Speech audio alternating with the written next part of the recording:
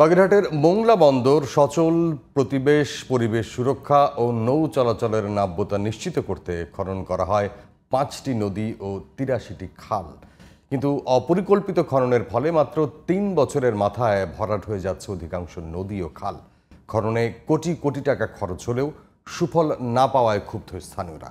তবে পানি উন্নয়ন বোর্ড বলছে ভরাট হয়ে যাওয়া 56 নদী ও খালের নাব্যতা ঠিক রাখতে দ্রুত প্রকল্প প্রণয়ন করা হচ্ছে। মোংলা প্রতিনিধি মনিরুল ইসলাম দুলুর রিপোর্ট জানাচ্ছেন সোহেল আহমদ। মোংলা ঘষিয়াখালী নৌক্যানেলটি সচল রাখতে 2018 সালে 5টি নদী এবং এর সংলগ্ন 83টি খালের 310 কিলোমিটার খননের উদ্যোগ নেয় পানি উন্নয়ন বোর্ড। সেই কাজ শেষ হয় 2021 সালে। তবে অপরিকল্পিতভাবে খালগুলোতে ছোট ছোট বক্স কালভার্ট নির্মাণ, খাল দখল করে বাঁধ ও নেটপাটা দিয়ে প্রভাবশালীদের মাছ চাষের ফলে প্রবাহমান খাল পল্লী জমে ভরাট হয়ে যাচ্ছে। মোংলা বন্দর সচল রাখা ও পরিবেশ সুরক্ষার লক্ষ্যে আবার সমীক্ষা চালিয়ে নকশা অনুযায়ী খনন কাজ চালানোর দাবি স্থানীয়দের। নদী খনন করেছে, এই খনন করার কোনো কাজ হয়নি।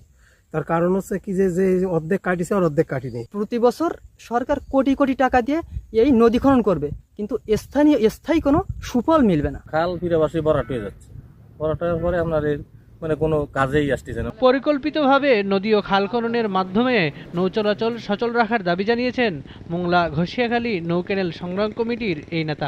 এই খালগুলো ডিপিপির ডিজাইন অনুযায়ী খনন করা হয়নি, যে কারণে এই খালের খননের যে সুফল, এই সুফলটা আসলে পাওয়া যাচ্ছে না। ভরাট হয়ে যাওয়া নদী ও খালের নাব্যতা ঠিক রাখতে প্রকল্প প্রণয়ন করা হচ্ছে বলে জানালেন পানি উন্নয়ন বোর্ডের নির্বাহী প্রকৌশলী। 56টি খাল সহ অন্যান্য খাল নিয়ে একটি প্রকল্প তৈরির প্রস্তাবনা প্রক্রিয়াধীন রয়েছে। নদী ও খালের নাব্যতা ঠিক রাখতে কার্যকর ব্যবস্থা নিবে সরকার, এমন প্রত্যাশা সবার।